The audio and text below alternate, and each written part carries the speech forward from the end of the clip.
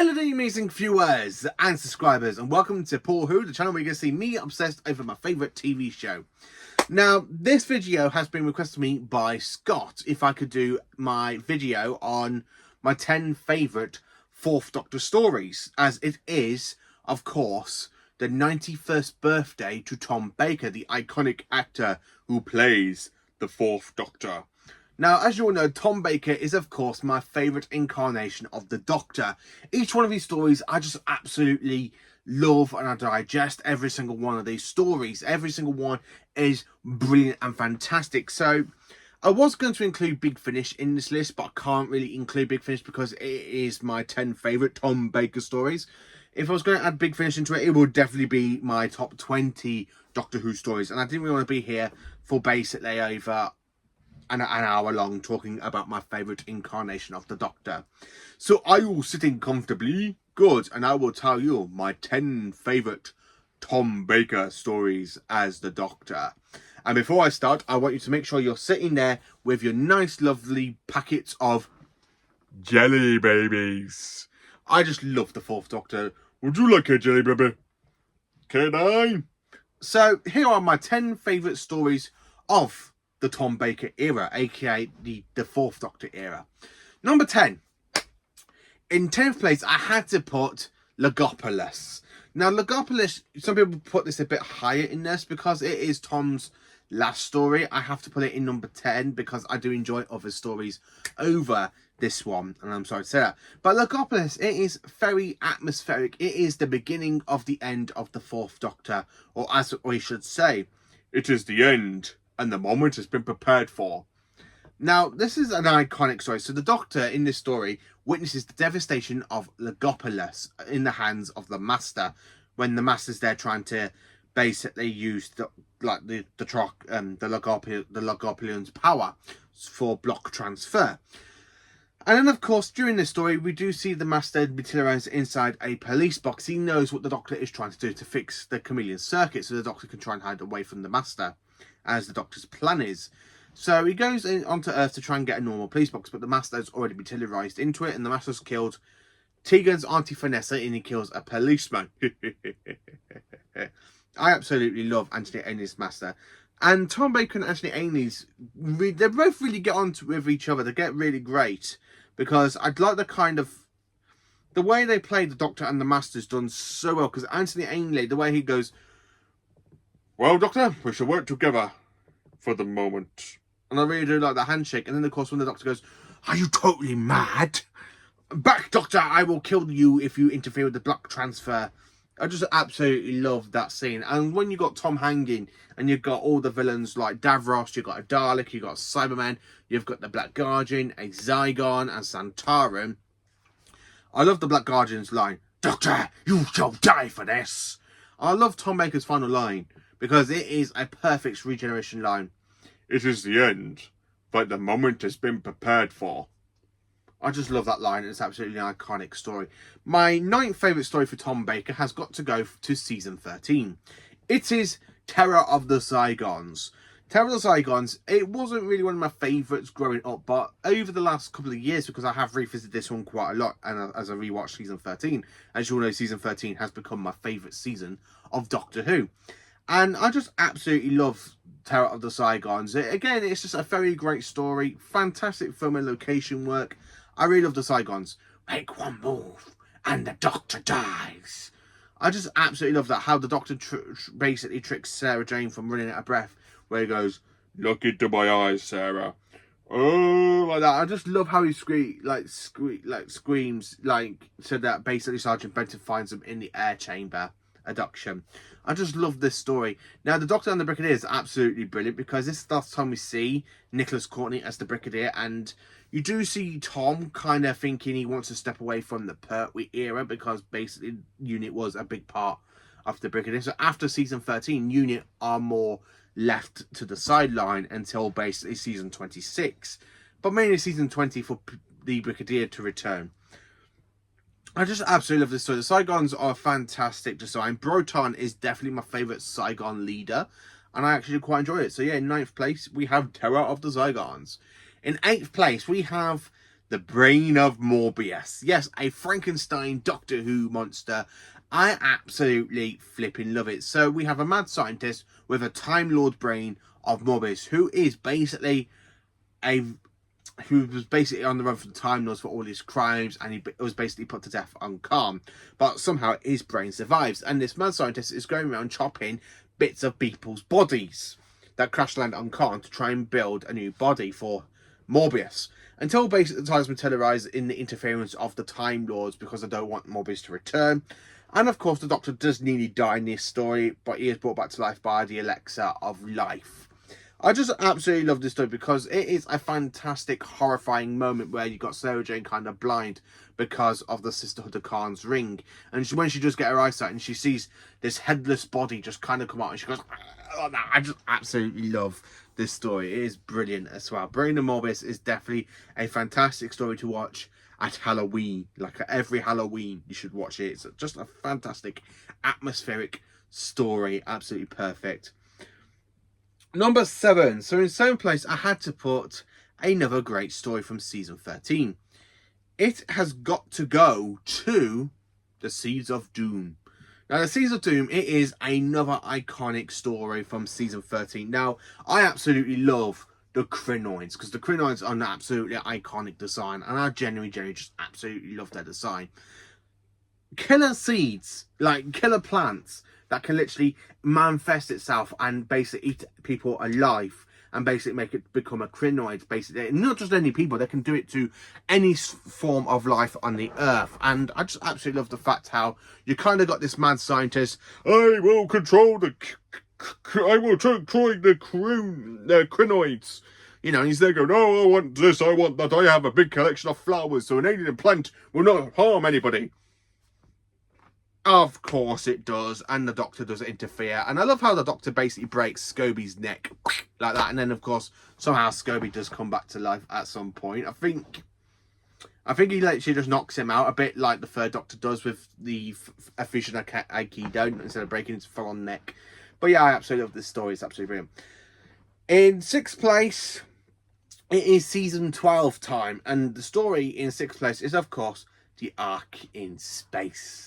The Ark in Space, it is Tom Baker's second story as the 4th Doctor, and it is really, really amazing. I love the Rowan design. These fantastic ant-like creatures, big massive legs, big massive antennas. I love the fact we have a bubble wrap creature wrapped around in plastic lava, and you just see them kind of crawling around the space deck. Absolutely great stuff. And I love how the Doctor's there holding his scarf like that, where he's there literally. And of course, he literally sees the embryo of the Wirren and he goes, get back, Doctor, by the Wirren, Sarah. I love how he manipulates Sarah as well, which is, again, something that the 7th Doctor does with Ace. But the 4th Doctor really does manipulate Sarah in this story. It's absolutely done brilliantly. So, number 5. Now we are into my top 5 stories of the 4th Doctor. So, in number 5, it has to go to Shada. Shada! Now, Shada is a partly story that was filmed, but it was cut because of basically a strike at the BBC at the time. So it was never broadcast and it was never finished. And then in 2017 came, the story was released in animation for all the missing scenes. And of course, this fantastic story was presented to us in a full movie-length adventure. It wasn't until 2021 it was re-released in Doctor Who The Collection Season 15, with all 6 parts basically put back into the transmitting order they should have been, all in 6 parts instead of a movie version. But I just absolutely love this story. Great filming location in Cambridge. I love the villain, Skagra. I love Scarioe, who's basically the mad Professor Kronos. And of course, when the Doctor goes, he would ask you for tea, Romana. Tea? 2 fakes, no milk. I absolutely love this story. And when the Doctor basically has his brain kind of tampered with, and he goes, you got a copy of my brain in there, Skagra. I absolutely love how the 4th Doctor does that. And he literally tricks Skagra's ship and basically makes it become like a multi-TARDIS for the moment. And of course, I love the fact how the Doctor creates like a psychic beam from the Professor's TARDIS to the Doctor's TARDIS, and he's there crawling across the beam, and he ends up in the storage room where the Doctor keeps all of the fantastic iconic stuff, like some of the machinery from the Pertwee era and some stuff from the second and first Doctor era. So you do see that when the fourth Doctor in, and it's like a cool Easter egg section. I'm like, oh, it's the third Doctor's time distortion that when he detected the Master TARDIS in the Time Monster. I absolutely love it. I love all the Easter eggs in it as well. It's actually done brilliantly in that scene. So yeah, I absolutely do love Shada. My fourth favourite story for Tom Baker has got to go to another cracking story. And when I say another cracking story, it has to go to... Are you ready for this, ladies and gentlemen? It has to go to the most fantastic, amazing story known as The Talents of Wing Chiang. Victoria, London, the TARDIS materializes, and of course, it goes straight into a murder mystery story. We have a big giant rat in the sewers. We have got basically Magnus Grill, who's from the 51st century, hiding away from the Time Agency, who is later, of course, brought back in Series 1 with Christopher Eccleston's companion, Captain Jack Harkness, being part from the Time Agency. I absolutely love this, and the fact that he literally breeds a big giant rat. And when you see the Doctor there with the elephant gun and you've got the rat basically attacking Leela and he shoots it. I love Tom Baker's line in the story as well. I do hope that girl Leela's in trouble. I love it. I do hope that girl Leela's in trouble. I just absolutely love The Talents of Wing Chiang. It's definitely my fourth favourite story. In third place, we jump back into season 17 with The City of Death. I absolutely love The City of Death. It is a fantastic story. Now, it's got great film location work in Paris. I love the villain Scaroff. Or aka Count Scarinelli. I absolutely love when the Doctor comes through by the butler and he pushes him. I say, what a wonderful butler, so violent. He probably thinks that you're probably a beautiful woman, probably. I just absolutely love the fourth Doctor. He goes, Romana, do you remember that person back at the Louvre? Yes. I think he's behind me, pointing a gun at me. He's pointing a gun in my back. I just absolutely love this story. It's set with a fantastic timey-wimey shenanigans. I love that scene where they all go back into this fantastic furniture, this kind of furniture place, and when the Doctor walks in, he literally puts the scarf over him like that, and they go into the TARDIS. And then you've got Romana following. Then, of course, you've got Duncan and the TARDIS materializes. And you've got these fantastic people going, exquisite. Yes, absolutely exquisite. I love it. I honestly just love that scene. It's honestly one of the best scenes of the story. I absolutely love it. I just love how the Doctor literally goes like that. And he literally pulls the scarf over him and he goes into the police box. I just absolutely love that story.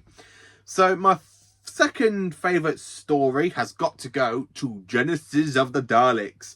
So Genesis of the Daleks did used to be my all-time favourite story growing up as a kid, because it's the one story I used to go back and rewatch over and over and over again. But since basically 2018, my number one story has changed.